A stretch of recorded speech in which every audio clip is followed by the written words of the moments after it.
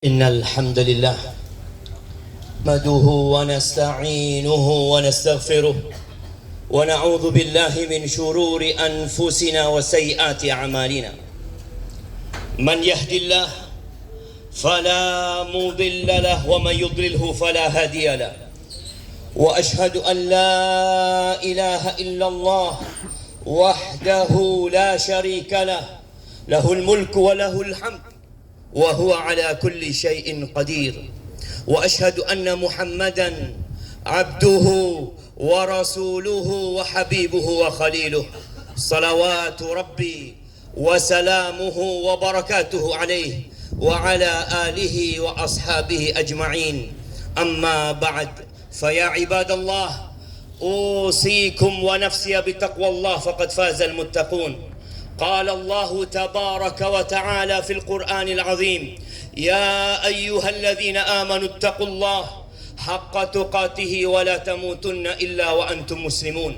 Wahai orang-orang yang beriman, bertakwalah kalian kepada Allah dengan sebenar-benarnya takwa, dan janganlah kalian mati kecuali dalam kondisi Islam.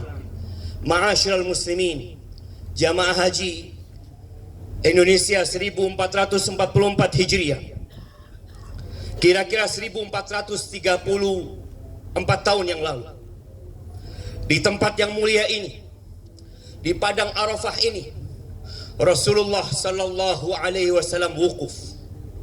Beliau menyampaikan khutbahnya, beliau menyampaikan nasihatnya, dan ketika itu turun firman Allah Azza wa Jalla, potongan dari ayat ketiga di surat Al-Maidah.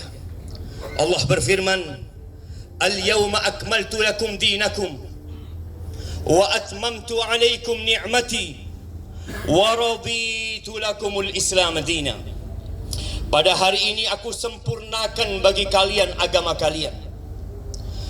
Aku lengkapkan bagi kalian nikmatku, kata Allah, dan aku ridha Islam sebagai agama kalian. Ini adalah sebuah nikmat yang agung yang Allah berikan kepada kita. Allah memberikan kepada kita agama yang sempurna, agama yang indah. Tapi sebagian kita mencoreng agama ini dengan perbuatan-perbuatan dia. Agama ini tidak butuh tambahan. Agama ini hanya butuh untuk diamalkan, disampaikan, dan bagaimana kita mengajak umat lainnya untuk memeluk agama ini. Allah Azza wa Jalla berfirman, وَمَنْ يَبْتَغِي غَيْرَ الْإِسْلَامِ دِينًا فَلَنْ يُقْبَلَ مِنْهُ وَهُوَ فِي الْآخِرَةِ مِنَ الْخَاسِرِينَ. Barang siapa yang mencari agama selain Islam, memeluk agama selain Islam, maka Allah tidak akan menerima darinya, dan dia akan termasuk menjadi orang-orang yang merugi. Jamaah rahimakumullah, saatnya kita berusaha untuk menerima agama ini secara sempurna. Allah berfirman, "Ya ayyuhalladzina amanu udkhulu fis silmi kaffah wa la tattabi'u khutuwatis syaitan innahu lakum aduwwum mubin." Kata Allah, wahai orang-orang yang beriman, masuklah kalian ke dalam agama ini, ke dalam Islam ini secara kafah, seutuhnya. Bukan separuh Islam, bukan hanya pakaiannya yang Islami, bukan hanya akhlaknya yang Islami, tapi seluruhnya, akidahnya, muamalahnya, budayanya, adabnya, semua Islam. Sebagian kita sudah mulai tidak belajar agama lagi. Dia berpikir cukup dulu dia pernah belajar agama. Kita bersyukur kepada Allah kita dilahirkan secara Islam, tapi kita perlu belajar agama Allah ini. Allah Azza wa Jalla benci kepada siapa? Kepada kulla alimin bid dunya jahil bil akhirah. Kepada orang-orang yang alim tentang dunia. Dia pintar, dia hebat, dia cerdas dalam urusan membangun dunia ini, tapi dia bodoh tentang urusan akhiratnya. Belajar, tampakkan keindahan Islam ini. Jangan sampai orang itu Islam fobia gara-gara perbuatan kita sendiri. Ahibati fillah, hari ini adalah hari kebanggaan. Kebanggaan siapa? Kebanggaan Allah Jalla Jalaluh. Allah bangga dengan hamba-hambanya. Allah membanggakan kita di hadapan malaikat-malaikatnya. Jangan sampai kita melakukan perbuatan di padang Arafah ini yang membuat Allah tidak bangga lagi sama kita. Di dalam sebuah hadis yang diriwayatkan Imam Muslim, Rasulullah sallallahu alaihi wasallam bersabda, "Ma min yaumin akthar min an yu'tiqallah fihi 'abdan minan nar min yaumi Arafah."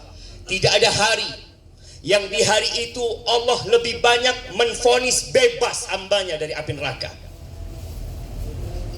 Jamaah, kita punya tempat di neraka. Iya, Allah sudah sediakan tempat bagi kita semua di neraka. Neraka itu cukup untuk seluruh umat manusia. Tapi di hari ini ada orang-orang yang Allah vonis bebas dari api neraka. Tidak ada hari yang lebih banyak di mana Allah mengatakan fulan bebas dari api neraka, fulan dibebaskan dari api neraka. Dari hari Arafah ini, di mana Allah wa innahu la yadnu thumma yubahi bihimul malaika. Allah mendekat kepada hamba-hambanya, lalu Allah membanggakan hamba-hambanya di hadapan malaikat-malaikat sambil berkata, ma arada haula. Mereka mau apa? Mereka datang dari berbagai penjuru dunia, ngapain ke tempat ini? Ma arada haula. Kita kenapa datang ke tempat ini? Kita kenapa tinggalkan keluarga kita? Kenapa kita meninggalkan rumah kita, anak kita, negeri kita? Kita keluarkan biaya yang besar. Kita datang mengatakan labbaik Allahumma labbaik. Labbaik la syarika laka labbaik. Innal hamda wan ni'mata laka wal mulk la syarika lak. Maka ahibati fillah, kalau benar kita ingin divonis bebas dari api neraka, saatnya kita bertobat kepada Allah Azza wa Jalla. Ingat dengan dosa-dosa yang kita lakukan. Yang kata Allah tentang kita dalam sebuah hadis qudsi, ya ibadi, innakum tukhti'una bil-laili wan-nahar. Kata Allah, wahai hamba-hambaku, kalian terus-terusan berbuat dosa. Iya, siang malam kalian berbuat dosa. Wa ana aghfiru dzunuba jami'an fastaghfiruni aghfir lakum. Kata Allah, dan aku mengampuni semua dosa. Maka kalian mohonlah ampun kepada aku, pasti aku ampun. Di sini saatnya kita meletakkan beban di pundak kita, bertobat kepada Allah Azza wa Jalla, menyesali dosa-dosa yang kita lakukan, meninggalkannya, bertekad untuk tidak mengulangi. Tapi terkadang dosa yang kita lakukan berkaitan dengan orang lain.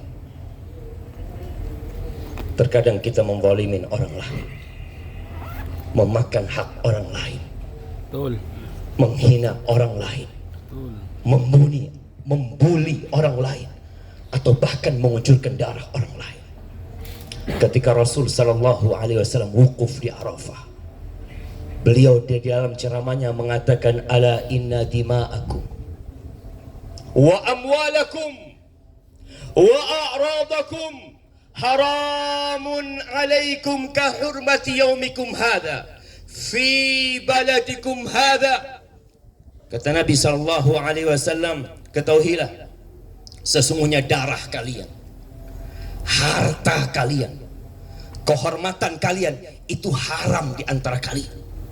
Kita tidak boleh mengambil harta saudara kita kecuali dengan keridhaan dari dia. Kita tidak boleh menyakiti dia di fisiknya atau di hatinya. Seperti haramnya negeri ini, seperti haramnya waktu ini, seperti haramnya bulan ini. Maka lihat, tatkala ada orang yang kau sakuti, tatkala ada orang yang engkau pernah zalimi, mungkin sebagian orang berpikir dia pulang hajinya mabrur. Dia berpikir tatkala dia berhaji, dia tidak berkata-kata yang jorok. Dia tidak berbuat dosa di tempat ini, ya. Dia meninggalkan kemaksiatan di tempat ini, betul. Dia bawa itu ibadah haji. Tapi kelak pada hari kiamat, boleh jadi ada orang-orang yang menuntut dia. Rasulullah SAW bertanya, siapa orang yang muflis di antara kalian? Siapa orang yang bangkrut di antara kalian? Maka kata para sahabat Nabi, al-muflisu fina man la dirham lahu wala mata'. Kalau bicara orang pailit di antara kita ya Rasulullah, maka dia adalah manusia yang tidak punya cash dan tidak punya aset. Iya, dia bangkrut.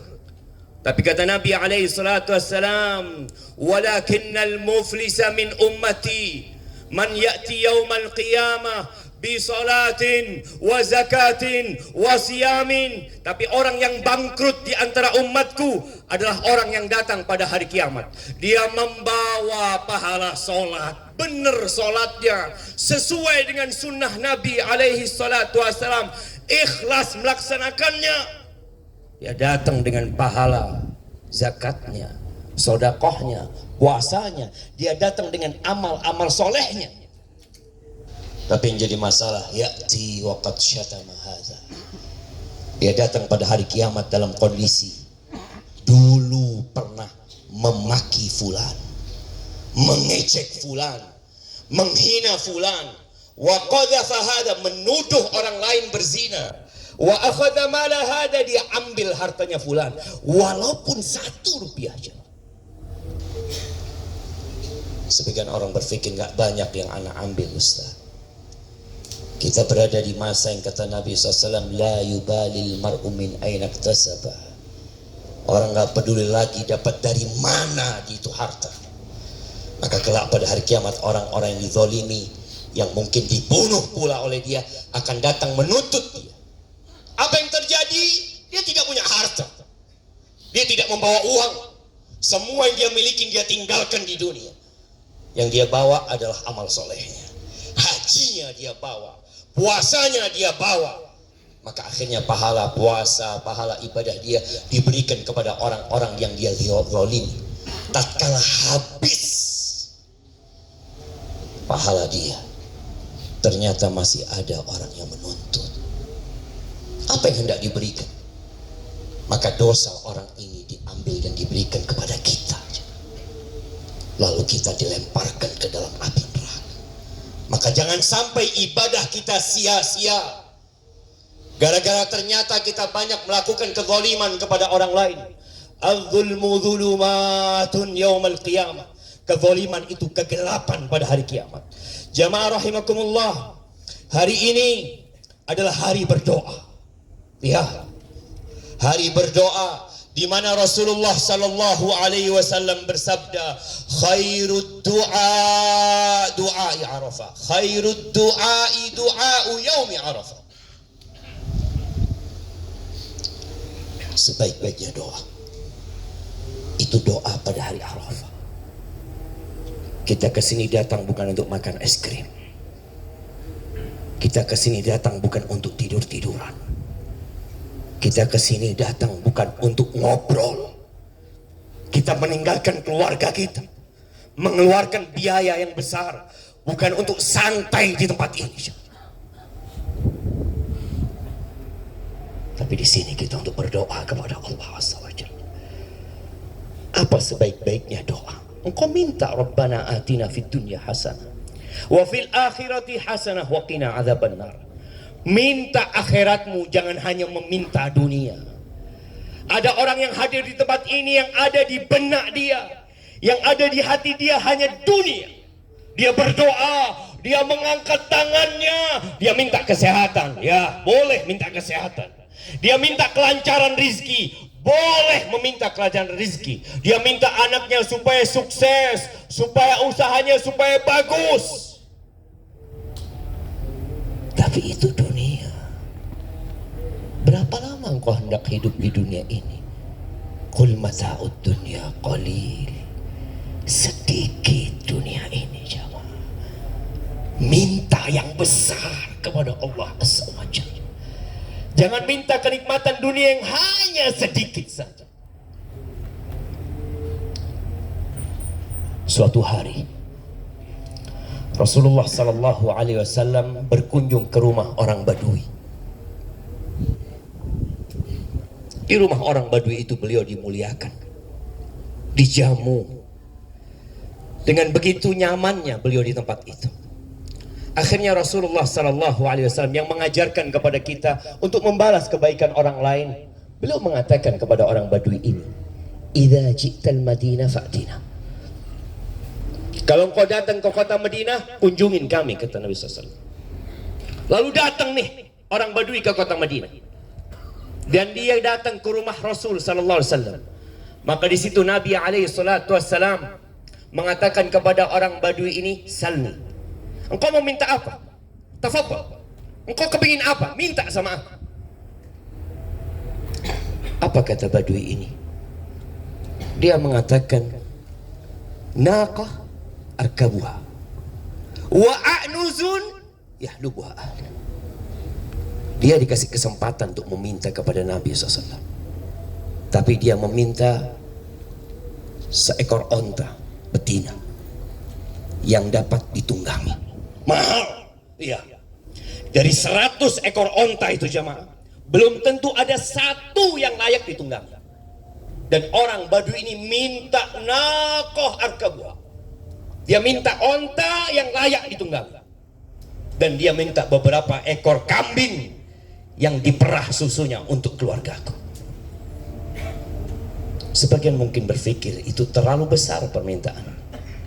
Lalu Nabi alaihi salatu wasallam menghadap kepada para sahabat, mengatakan kepada mereka, "Ayajizu ahadukum an yakuna mithlu ajuzi bani Israel?" Apa nggak bisa salah satu dari kalian itu menjadi seperti wanita tua renta dari kalangan Bani Israel?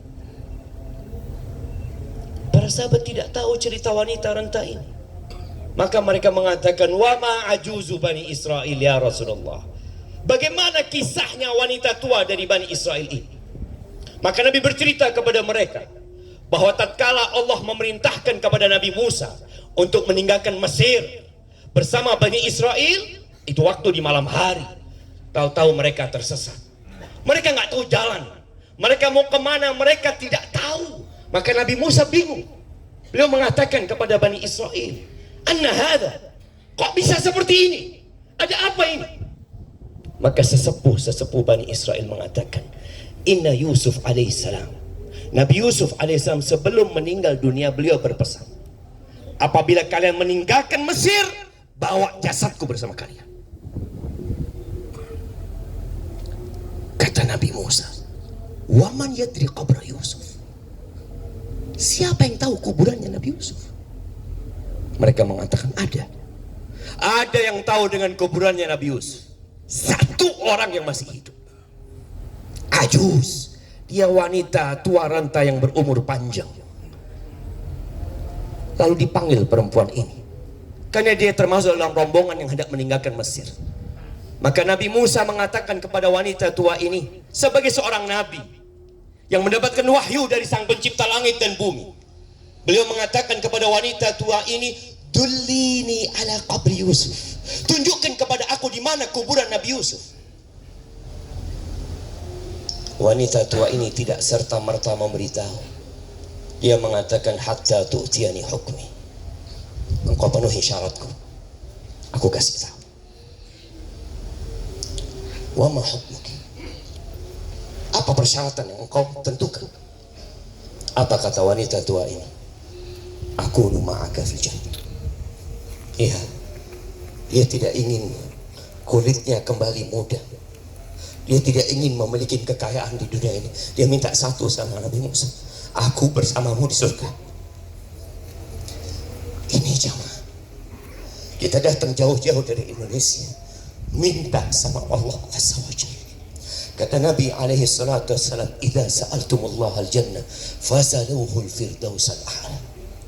Kalau kalian minta surga sama Allah, minta surga yang paling tinggi, minta surga firdaus. Penuhi doa kita dengan meminta akhirat kita, yang akhirat itu lebih baik dari dunia. Tapi apa kata Allah? "Bal tu'thiruna al-hayatad dunya wal akhiratu khairu wa abqa." Tapi kalian lebih mementingkan kehidupan dunia. Akhirat itu lebih baik dan lebih abadi. Maka Manfaatkan waktu kita. Selesai kita sholat zuhur dan asar jamak kosong. Dulu Rasulullah SAW meninggalkan tempat beliau berceramah. Beliau pergi ke dekat Jabal Rahmah atau Jabal Arafat. Beliau mengatakan aqifuha huna wa Arafah kulluha mauqif. Aku wukuf di sini dan Arafah semua tempat wukuf. Nabi di tempat itu tidak sibuk makan. Di tempat itu tidak sibuk ngajar. Di tempat itu beliau berdoa, mengangkat tangannya di atas ontanya sallallahu alaihi wasallam dan terus berdoa, terus memohon kepada Allah azza wajalla dari sejak beliau wukuf sampai matahari terbenam. Kita punya waktu wukuf kira-kira 6 jam. Allah berikan kepada jemaah haji tahun ini waktu paling panjang untuk berdoa, waktu paling panjang untuk bermunajat kepada Allah azza wajalla. Jangan sampai kita gunakan untuk ngobrol. Cukup kita ngobrol nanti jemaah. Tadi kita sudah ngobrol. Cukup kita makan tadi. Kita fokuskan sekarang untuk beribadah kepada Allah azza wajalla. Engkau butuh makan? Ya, kita butuh makan. Kata Nabi alaihi salatu wassalam, bihasab ibni Adam luqaimat yuqimna biha sulbah. Cukup buat anak Adam itu beberapa suap makanan yang membuat punggungmu tegak. Kita butuh hari ini punggung kita tegak supaya kita bisa berdoa, supaya kita bisa memohon kepada Allah azza wajalla. Dan di antara keindahan jamaah, kalau antum berdoa buat orang lain, Allah akan kabulkan juga. Aqulu qawli hadza wa astaghfirullah li wa lakum wa li sa'iril mu'minin wal mu'minat fastaghfiruhu innahu huwal ghafurur rahim.